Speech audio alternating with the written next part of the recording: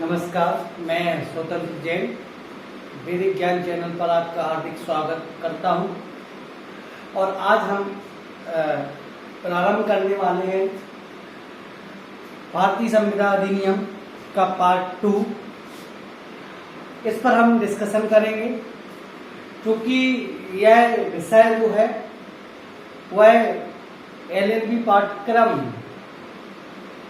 के third semester fourth semester में पढ़ाया जाता है। फोर्थ सेमेस्टर के लिए अत्यंत महत्वपूर्ण है। कई जगह थर्ड में पढ़ाया जाता है, कई जगह सेकेंड में पढ़ाया जाता है और कई जगह फोर्थ में पढ़ाया जाता है। अलग अलग यूनिवर्सिटी में अलग अलग तरीके से पढ़ाया जाता है। दूसरी बात, मध्य प्रदेश प्रारंभिक परीक्षा सिविल जज वर्ग 2 में भी यह कॉन्टेक्ट सेकेंड आपको पढ़ने में मिलेगा और एग्जाम में आता है। तो इसी पर हम डिस्कशन करेंगे। चलिए हम बात करते हैं भारतीय संविधान अधिनियम 1872 भाग 2 इंडियन कॉन्टेक्ट एक्ट 1872 का पार्ट 2, या यह कहना चाहिए कि विशिष्ट सिद्धांत स्पेशल प्रोविजन। तो स्पेशल प्रोविजन में हम देखेंगे तो हम देखते हैं तब हमें टोटल 5 टॉपिक दिखाई देते हैं। कितने टॉपिक दिखाई देते हैं? 5 टॉपिक हमें दिखाई देंगे और इन टॉपिक के अंतर्गत हम देखते हैं कि क्षतिपूर्ति की संविदा, प्रत्याभूति की संविदा, उपनिधान, गिरवी और अभिकरण। एक बार हम पुनः देख लेते हैं। Contact of indemnity, guarantee, contact of guarantee, bailment, plate और एजेंसी। इन टॉपिक को हम देखेंगे और इनके अंतर्गत जो विशिष्ट टॉपिक है उनको भी हम देखेंगे। तो मैं आपको बता देता हूं कि क्षतिपूर्ति की संविदा जो है धारा 124 से लेके 125 तक दी गई है, अर्थात 124 से लेके 125 तक क्षतिपूर्ति की संविदा दी गई है। इसके प्रोविजन आपको यहाँ मिलेंगे। इसके बाद प्रत्याभूति की संविदा, गारंटी की संविदा आपको 126 से लेके 147 तक दिए गए हैं। इसके बाद उपनिधान, उपनिधान आपको 148 से 177 तक दिए गए हैं। 148 से लेके 147 तक दिए गए। गिरवी 172 से 181 तक दिए गए हैं। इसके बाद एजेंसी, एजेंसी के संबंध में 182 से लेकर 238 तक प्रोविजन दिए गए। क्षतिपूर्ति की संविधा में 2 ही सेक्शन है। फिर यहाँ आपको बहुत ज़्यादा सेक्शन जरूर दिखाई देते हैं, लेकिन हमें सारे नहीं पढ़ने होते। इसके बाद करते हैं उपनिधान। उपनिधान 148 से 171 तक दिया गया है, परंतु इसमें एक और महत्वपूर्ण प्रोविजन जो इसके अंदर देखने मिलता है वह प्रोविजन होता है राइट टू लीव, मतलब धारणा का अधिकार। राइट टू लीव यानी धारणा का अधिकार को हम देखते हैं तो धारा 170 और 171 में वो धारणा का अधिकार हमें सामने दिखाई देता है। यदि देखा जाए तो एक सामान्यतः 179 में भी धारणा के अधिकार जैसा मामला दिखाई देता है, लेकिन मूलतः धारणा का अधिकार यदि हमसे कभी सेक्शन पूछे जाए तो 171, 171 में यह बात की गई थी। धारणाधिकार में 170 में विशिष्ट अधिकार दिया गया और 171 में साधारण अधिकार दिया। याद रखने की बात ये अवश्य है, क्योंकि सामान्यतः हम जब ऑब्जर्व करते हैं तो हम पहली धारा में साधारण अधिकार मान लिया करते हैं, दूसरी में विशिष्ट अधिकार। तो यह ध्यान रखना है कि पहले विशिष्ट धारण अधिकार दिया गया है और फिर साधारण अधिकार दिया गया है। ठीक है। इसके बाद बात करते हैं गिरवी। गिरवी 172-81 में दिया गया है, जिसे प्लेज कहा जाता है, इंग्लिश में प्लेज कहा जाता है। इसके बाद आते हैं एजेंसी। एजेंसी 182 से लेकर 238 तक हम पढ़ेंगे, जिसमें बीच में 2 महत्वपूर्ण प्रोविजन यहाँ हमें देखने मिलते हैं। सबसे पहले एजेंसी में, जैसा कि आप जानते हैं, एजेंसी से जानते ही समझ में आता है कि एजेंट। तो यहाँ एजेंट को डिफाइन किया गया है। एजेंट के बाद जो सब एजेंट है इसको भी बहुत महत्वपूर्ण दिया गया और बहुत सारे क्वेश्चंस पेपर में पूछा जाता है कि सब एजेंट को कहाँ डिफाइन किया गया है, तो ये बहुत महत्वपूर्ण हो जाता है। इसके बाद बात करते हैं रेटिफिकेशन, अनुसमर्थन।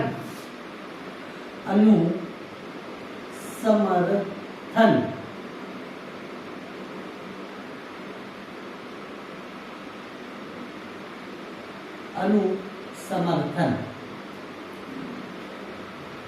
अनुसमर्थन का क्या मतलब होता है, तो ये भी हम देखेंगे। तो ये अनुसमर्थन 196 से लेकर 200 तक बताया गया है। अब देखने की बात ये है कि इन सब को हमें सामान्य रूप से हम पढ़ेंगे। तो सबसे पहले हम थोड़ा सा इसका बेसिक जान लेते हैं।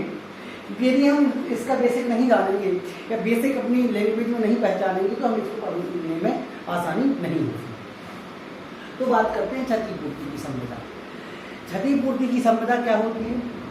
क्षतिपूर्ति की संविदा वह होती है जहाँ की एक पक्षकार वचनदाता के आचरण से या किसी अन्य व्यक्ति के आचरण से उसको कोई क्षति होती है तो उसकी क्षतिपूर्ति का वचन देता है। अर्थात जहाँ एक पक्षकार दूसरे पक्षकार की क्षति को पूरा करने का वचन देता है कि मैं तुम्हारी क्षति की पूर्ति करूंगा, जो तुम्हें क्षति होगी उसकी क्षति की पूर्ति करूंगा, चाहे उसे स्वयं के आचरण से हो या किसी अन्य व्यक्ति के आचरण से हो। तो ऐसी क्षति को पूर्ति करने का वचन ही क्षतिपूर्ति की संविदा कहलाती है। अर्थात यदि मान के चलिए किसी पक्षकार को कोई क्षति होती है तो उसकी क्षतिपूर्ति कैसे हो, तो जहाँ दूसरा पक्षकार उसकी पूर्ति करने का वचन देता है उसे क्षतिपूर्ति की संविदा कहा जाता है। इसमें हम यदि देखेंगे तो इसमें कहा है कि जहाँ वचनदाता के आचरण से या किसी अन्य व्यक्ति के आचरण से, मतलब यदि जिसने क्षति की पूर्ति करने का वचन दिया है तो उसके स्वयं के आचरण से या किसी अन्य व्यक्ति के आचरण से उसे क्षति होती है, तो ऐसी क्षति की पूर्ति कंपनसेशन प्राप्त कराने के लिए क्षतिपूर्ति की संविदा कहा जाता है। 124 से 125 तक में इसको और हम विशिष्ट रूप से एक एक करके देखेंगे। इसके बाद आते हैं प्रत्याभूति। प्रत्याभूति गारंटी। जनरल लैंग्वेज में यदि हम कहें, हम अपनी लैंग्वेज में कहें तो आपने देखा होगा कि हर व्यक्ति एक दूसरे की कोई भी वस्तु यदि किसी व्यक्ति से आवश्यकता होती है तो उसके बदले में वह कोई ना कोई गारंटी लेता है। जैसे यदि हम देखें तो जब कभी हम उधार लेने जाते हैं किसी दुकान पर तो आपको डायरेक्टली उधार मिलना आसान नहीं होता। क्यों? क्योंकि कोई अपरिचित व्यक्ति किसी व्यक्ति को उधार कैसे दे दे। तो इस स्थिति में वह हमसे बोलता है कि आप यदि उधार चाहते हैं तो किसी ऐसे व्यक्ति की गारंटी दीजिए, किसी ऐसे व्यक्ति की सिक्योरिटी दीजिए जिससे मुझे यह विश्वास हो जाए कि यदि आप पैसा नहीं दोगे तो उसके बदले में कोई अन्य व्यक्ति जो सिक्योरिटी देता है और पैसा देगा। अर्थात जहाँ की एक व्यक्ति के किए गए कार्य यदि हम देखें तो प्रत्याभूति की संविदा में कहा है कि जहाँ एक व्यक्ति किसी दूसरे व्यक्ति के व्यतिक्रम करने का, एक व्यक्ति जहाँ दूसरे व्यक्ति के व्यतिक्रम के आधार पर उसके दायित्व के निर्वहन करने की, जहाँ एक व्यक्ति दूसरे व्यक्ति द्वारा व्यतिक्रम करने पर उसके दायित्व के निर्वहन की प्रत्याभूति देता है, उसे क्षतिपूर्ति की संविदा कहा जाता है। प्रत्याभूति की संविदा कहा जाता है। अर्थात जहाँ की एक व्यक्ति जो गारंटी देता है वो दूसरे व्यक्ति की, मतलब जो जिस व्यक्ति को गारंटी दे रहा है, यदि वह अपने दायित्व का निर्वहन ना करे, यदि वह अपने कर्तव्य का निर्वहन ना करे, यदि वह अपने ऋण का संदाय ना करे, तो इस स्थिति में जो गारंटी दी जाती है उसे प्रत्याभूति की संविदा कहा जाता है। एज ए एग्जाम्पल को समझ लेते हैं। मान लीजिए मुझे धन की आवश्यकता, मान लीजिए मुझे किसी वस्तु की आवश्यकता है और मैं एक मार्केट में जाता हूँ और एक व्यक्ति से कहता हूँ श्रीमान जी मेरे पास पैसे नहीं हैं तो आप मुझे उधार दे दीजिए, तो क्या वो दे देगा? नहीं देगा। तो इस स्थिति में क्या किया जाएगा? तो इस स्थिति में जो उस दुकानदार से परिचित व्यक्ति है और जो मेरे से परिचित व्यक्ति है, मैं उसको ले जाऊंगा और उससे कहूँगा कि मुझे उधार दे दीजिए, तो वो क्या कहेगा कि आप उनकी गारंटी दिलाइए। तो जहाँ मैं जिस व्यक्ति को ले गया वह व्यक्ति यह गारंटी देता है यदि मैंने उस वस्तु के बदले का जो पैसा है वो संदाय नहीं किया, यदि उस वस्तु का पैसा मैंने डिपॉजिट नहीं किया, उधार लेने जिससे मैंने उधार लिया है उसको वापस नहीं किया, तो वह व्यक्ति जो मेरी गारंटी देता है उसका संदाय करेगा, उसको उसका पेमेंट करेगा। तो ऐसी गारंटी को कहा जाता है प्रत्याभूति की गारंटी। ठीक है, मतलब ये कि यदि लेनदार ने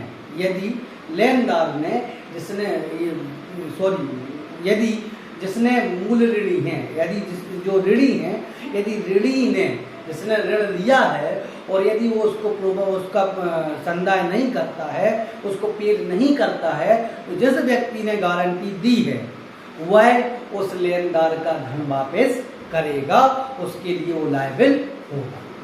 ठीक है, इसके बाद आ जाते हैं उपनिधान। उपनिधान बहुत महत्वपूर्ण प्रोविजन है। उपनिधान को समझने की सबसे महत्वपूर्ण बात यह है कि उपनिधान क्या होगा। देखिए, हमें अपने व्यवहारिक जीवन में बहुत सारी वस्तुओं की आवश्यकता होती है।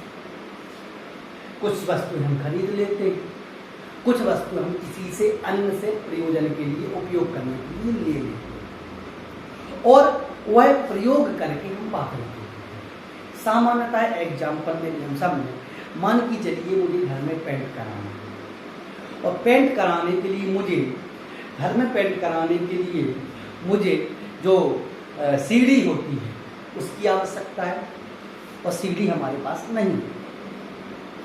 तो जहां हम किसी अन्य व्यक्ति से, अन्य व्यक्ति की संपत्ति, अन्य व्यक्ति के जो उसका स्वामी है उससे उस सीढ़ी को लेके आते हैं, सीढ़ी से पेंट कराते हैं और पेंट करा के हमें वहां वापस करते हैं। ठीक है, तो यह समव्यवहार एक उपनिधान है। ठीक है, यह समव्यवहार क्या है? यह समव्यवहार ये उपनिधान की कैटेगरी में आता है। अब क्या कहा है उपनिधान की डेफिनेशन में? उपनिधान में कहा है कि जहां की कोई एक व्यक्ति किसी दूसरे व्यक्ति को, जहां की एक व्यक्ति किसी दूसरे व्यक्ति को कोई वस्तु उसको उपयोग करने के लिए देता है, उसको उपयोग करने के बाद वह व्यक्ति जिसे वह वस्तु उपयोग करने के लिए दी गई है, उपयोग करने के बाद वह वस्तु को पुनः वापस कर देता है या देने वाले के निर्देश के अनुसार किसी अन्य व्यक्ति को दे देता है, तो ऐसा कहा जाता है उपनिधान।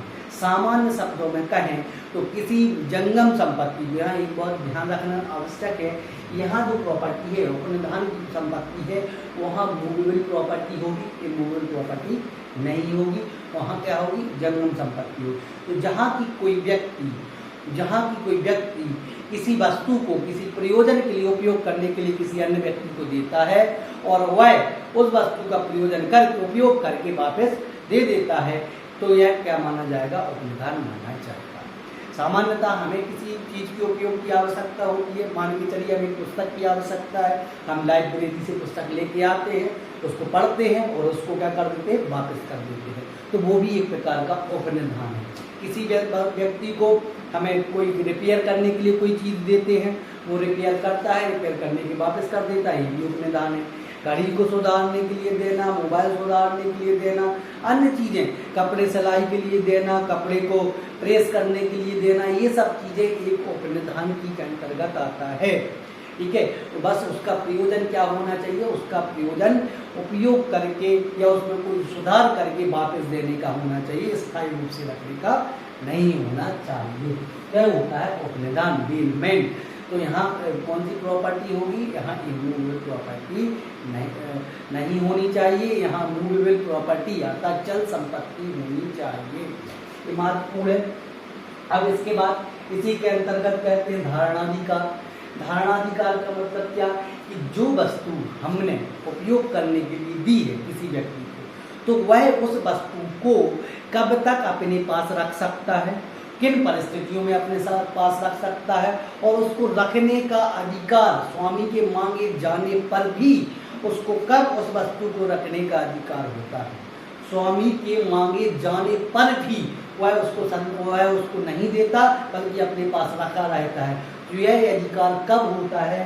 तो इसमें बताएगा धारा 170, 171। सामान्यतः यदि हम समझें, मान के चलिए मैंने कोई वस्तु किसी व्यक्ति को दी कि आप ये यहाँ से भाड़े के रूप में ले जाइए और सामने वाले को दे दीजिए। ठीक है, तो जब तक मैं उसको उस भाड़े का पैसा नहीं देता हूँ, ठीक है, तब तक वह उस वस्तु को अपने पास रख सकता है। क्योंकि जब तक मैं भाड़े का संदाय नहीं करता हूँ, तो उसका यह अधिकार होगा कि जब तक मुझे भाड़ा प्राप्त नहीं होता तब तक वह उस वस्तु को रख सकता है, मतलब अपने पास रखने का अधिकार। ठीक है, मतलब जहाँ की कोई भी संदाय नहीं किया गया है तो वह उस वस्तु को अपने पास रख सकता है। अब पक्षकार के बारे में देखेंगे तो बहुत अंदर जाके हम एक चीज़ को अलग से समझेंगे कि कौन उपनिधाता होता है, कौन उपनिहिती होता है, कितने पक्षकार होते हैं, कैसे दिया जाता है, कब वापस किया जाता है, क्या प्रतिफल के रूप में किया जाता है, क्या बिना प्रतिफल के किया जा सकता है, तो ये सब चीज़ें हम स्पेशल रूप से देखेंगे। अब बात करते हैं गिरवी। गिरवी क्या है? आपने बहुत सुना होगा अपनी लाइफ में गिरवी, मैंने ये गिरवी रख के ये बस धन प्राप्त किया, ये गिरवी रख के, जैसे हम लोग अधिकतर पुराने ज़माने में सुनते थे कि हमने गोल्ड गिरवी रख दिया, उसके बदले में धन उधार लिया। जैसे बैंक भी है, गोल्ड लोन देता है, तो वो क्या करता गोल्ड को अपने पास रख लेता है, उसके बदले में लोन देता है। परंतु यहाँ समझने की बहुत महत्वपूर्ण बात है, बहुत सारे लोग गिरवी में कंफ्यूज होते हैं। कैसे? वो यह कहते हैं कि मैंने मकान को जो है किसी के यहाँ रख दिया, उससे पैसे ले लिए, तो वो भी गिरवी हो गया। मैंने एग्रीकल्चर लैंड को किसी के पास रख दिया, तो वो भी गिरवी हो गया। तो नहीं, यहाँ समझने की बात है, यहाँ दो चीज़ें, गिरवी और बंधक, मतलब प्लेज और मॉर्गेज में बहुत अंतर होता है। गिरवी में क्या होता है? गिरवी जो है, गिरवी वो हमेशा चल संपत्ति, ध्यान रखना। जैसे हम सोना गिरवी रखते हैं, सोना रखेंगे उसके बदले में पैसे लेंगे। जैसे कि हम मोटरसाइकिल रखेंगे उसके बदले में पैसे लेंगे, मोबाइल रखेंगे उसके बदले में पैसे लेंगे, तो उसे गिरवी कहा जाएगा, वहाँ चल संपत्ति की बात की है। लेकिन जब कभी हम इमूवेबल प्रॉपर्टी, मतलब इमूवेबल प्रॉपर्टी मतलब जो ऐसी प्रॉपर्टी जिसे एक स्थान से दूसरे स्थान तक नहीं ले जाया जा सकता, स्थावर प्रॉपर्टी की जब गिरवी रखते हैं, जैसे मकान हुआ, एग्रीकल्चर लैंड हुआ, कोई ऐसी भूमि हुई, ठीक है, या बिल्डिंग्स हुई, ठीक है, ऐसी प्रॉपर्टी को जब हम किसी अन्य व्यक्ति के पास रखते हैं तो एक गारंटी के रूप में, और उसके बदले में जब हम धन उधार लेते हैं तो उसे बंधक कहा जाता है, मॉर्गेज कहा जाता है। जैसे संपत्ति अंतरण अधिनियम की धारा 58 में इन सब चीज़ों का प्रोविज़न बताया गया है कि बंधक क्या है, बंधक के बारे में सारे प्रोविज़न बताए गए हैं। लेकिन यहाँ जो गिरवी बताई गई है वो चल संपत्ति के संबंध में गिरवी बताई गई है, तो यह याद रखना है कि गिरवी चल संपत्ति के रूप में होगी। अब गिरवी क्या है? तो गिरवी जहाँ की कोई वस्तु हम किसी अन्य व्यक्ति को प्रतिभूति के रूप में रखते हैं और उसके बदले में धन उधार लेते हैं, और उसमें यह शर्त रहती है कि जैसे ही यह धन का संदाय हम कर देंगे, उस ऋण का संदाय कर देंगे, तो वह वस्तु मुझे पुनः प्राप्त हो जाएगी। तो गिरवी एक प्रकार का उपनिधान है। गिरवी क्या है? गिरवी एक प्रकार का बेलमेंट होता है, जिसमें हम अन्य व्यक्ति को वस्तु इसलिए समर्पित करते हैं कि आप इसको प्रत्याभूति के रूप में रखिए, गारंटी के रूप में रखिए, और जैसे ही मैं इस धनराशि का आपको संदाय कर देता हूँ, इसका ब्याज जो है वो संदाय कर देता हूँ, तो फिर आप हमें उसके बदले में क्या करेंगे? इसके बदले में वह वस्तु हमें वापस कर देंगे। ठीक है, इसलिए यहाँ 172 से लेकर 181 तक गिरवी के संबंध में प्रोविजन बताया गया। अब आगे बात करते हैं बकलोली पे लगी।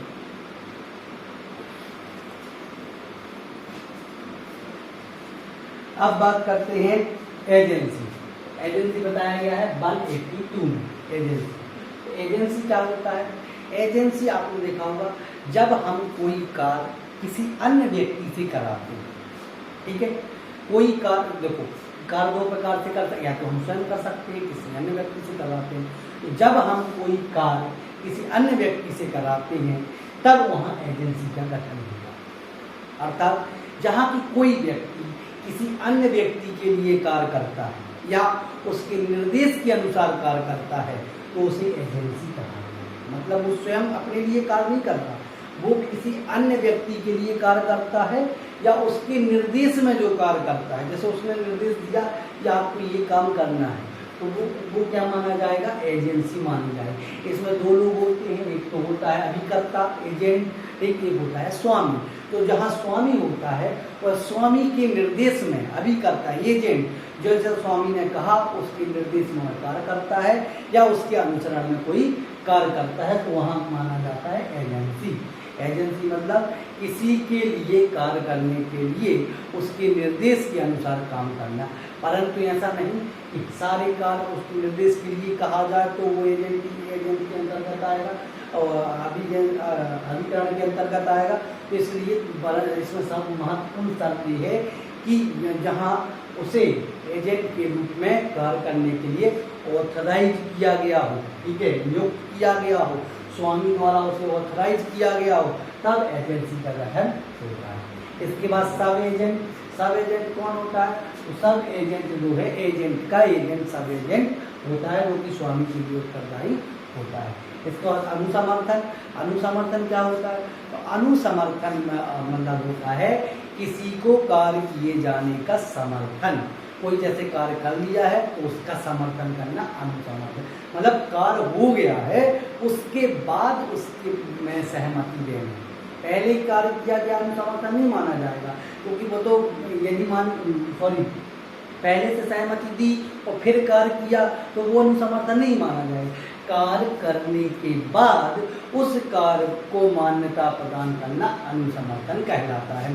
कि जहाँ की मान के चलिए एजेंट ने कोई कार्य किया, ठीक है, लेकिन उसको वह कार्य करने के लिए ऑथराइज नहीं था, ठीक है, उसने ऐसा कार्य किया जो कि उसके स्वामी की सहमति के बिना किया, तब यदि स्वामी उसने जो कार्य किया उसकी सहमति दे देता है तो ठीक है, या तो उन्होंने जो कार्य किया वो सही किया है और मैं इसलिए उस कार्य के लिए दायित्वहीन हूँ, तो ऐसा अनुसमर्थन माना जाता है। परंतु इसमें आप स्पेशल रूप से जाएंगे तो कहा गया है कि अनुसमर्थन कब हो सकता है, अनुसमर्थन कब नहीं हो सकता है, क्या किसी दूसरे व्यक्ति को क्षति पहुंचाकर अनुसमर्थन किया जा सकता है या नहीं किया जा सकता, और अनुसमर्थन कब किया जाएगा, अनुसमर्थन कैसा होना चाहिए, कौन से कार्यों के लिए अनुसमर्थन हो सकता है, कौन से कार्यों के लिए अनुसमर्थन नहीं हो सकता। तो इन सब चीज़ों को हम विशेष रूप से एक एक क्लास के माध्यम से समझेंगे, एक एक चीज़ को अलग अलग तरीके से समझेंगे। जैसे क्षतिपूर्ति की संविदा को समझेंगे अलग से, पूरा इसको 124 125 को एक एक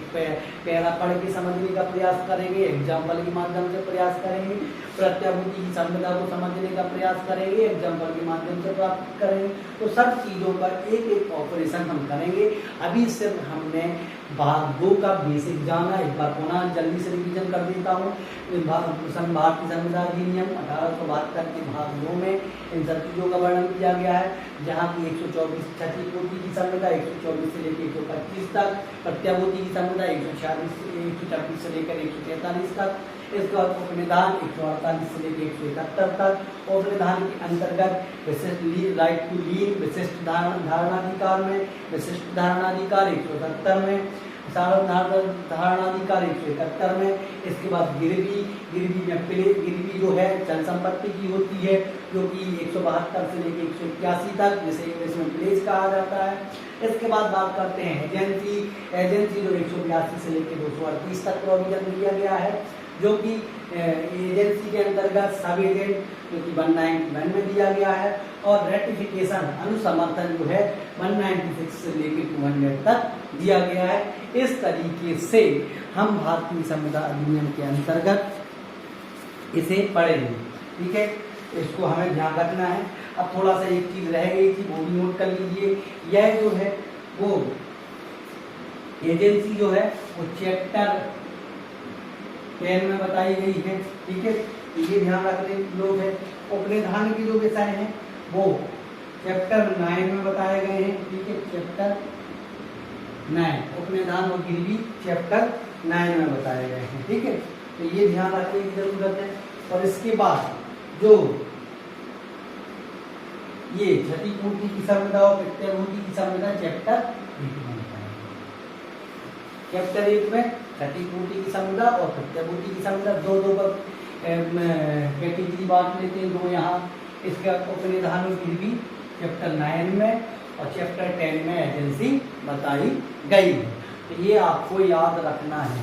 चैप्टर 1 में क्षतिपूर्ति और प्रत्याभूति, चैप्टर 9 में उपनिधान और गिरवी, और अभी एजेंसी चैप्टर 10 में 124, 125, 126 से 147, 148 से लेकर 171, 172 से लेकर 181, इसके बाद 182 से लेकर 238 का ये हमें याद रखना है।